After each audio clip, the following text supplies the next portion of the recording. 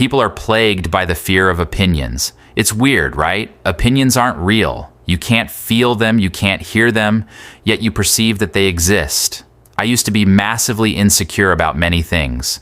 My height, even though I'm tall, my face, even though I'm handsome, my humor, even though I'm funny, my intelligence, even though I'm not totally dumb, you name it, I was insecure about it. Why? Because I couldn't stop comparing myself to others. And this, my friend, is a trap. They say comparison is the thief of joy, and I tend to agree. When you compare yourself to others, you're not being fair. You can't see under the hood of the person you're comparing yourself to. You can't see the pain that they have to endure. You don't know what's going on in their life, and yet almost everyone with an internet connection suffers from this disease. The good news is there is a way out of this maze. And for the most part, I've been able to overcome this insecurity. I'm actually satisfied with who I am. I've accepted the things I can't change and have worked hard to change the things that are in my control. I've developed positive habits, have achieved quite a few of my personal goals, and am working towards a bright and prosperous future. Most importantly, the opinions of others don't really concern me. Sure, the occasional hate comment online can sting for a millisecond. But as soon as that brief moment of time elapses, it's replaced with a roaring belly laugh that can be heard for miles. I mean it, I've learnt to love the hate. I'm exaggerating a bit. I don't get hated on much, if at all. But regardless, I do believe my skin has thickened. And in this video, I'm going to share some ideas in the hopes that they can help you overcome your own insecurities. If they're not going to be at your funeral, why care about what they have to say? This is a concept from Alex Hormozy, and I think it's completely valid. Many people care too much about the opinions of irrelevant people. There's a difference between the opinions of randomers and the people you care about most. There's a reason why being told off by your parents is painful. You care. This makes sense. What doesn't make sense is why people care about the thoughts of people who have no idea who they are. If they don't know who you are, it's all projection. If someone says you can't be rich, they're actually saying they can't be rich. If someone says you're ugly and need to lose weight, they probably have to as well. If someone says you suck on camera, they're probably too chicken to try it themselves. The point is, their thoughts don't matter. These people see you, leave an irrelevant opinion, and then move on to the next target. They don't even think about you ever again. So why should you think about them? It's a pretty poor use of your time, right? Second, the reason you care about criticism is because you're identifying with the praise. This is an idea brought forth by Gary Vaynerchuk, a man with his own media empire. Gary often gives a lot of powerful advice when it comes to creating content, and he often gets asked how to overcome this fear of criticism. His answer is simple: don't identify with it, just as you shouldn't identify with the praise.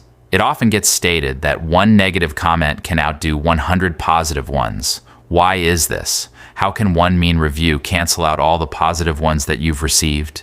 It's just because you're identifying with it.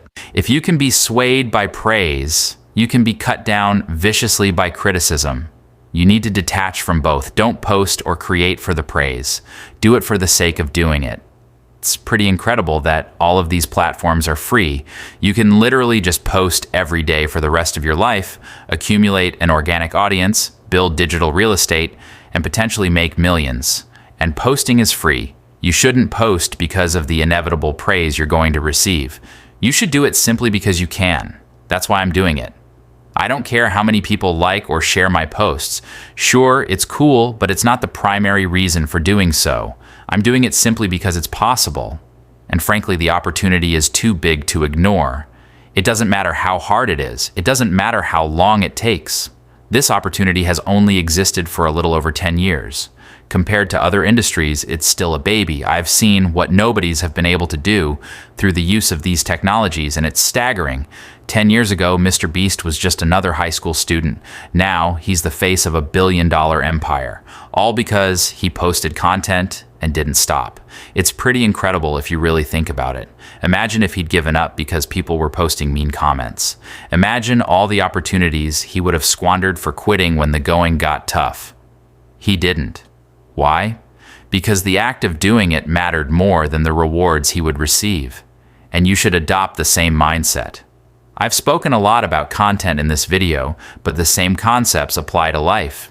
In truth, applying this to your life is a lot easier because people aren't as rude in person. People often pretend to be nice to people they secretly despise. There's a social cost to appearing rude. If you're openly rude to someone, your reputation will take a hit. Whereas online, most people are protected by a veil of anonymity. The truth is, most people have no idea who secretly hates them. I guarantee I've had friends in my life who actually couldn't stand me. I also remember a bunch of girls at my school who were meant to be besties, only for them to actually despise each other. This is just how humans can be. Seeing as you'll have no idea if people like you or not, it makes it quite easy to ignore their opinions. You'll never experience anyone else's thoughts, only your own. Therefore, trying to guess what other people think of you isn't only a waste of time, it's impossible. Focus on fixing your own thoughts.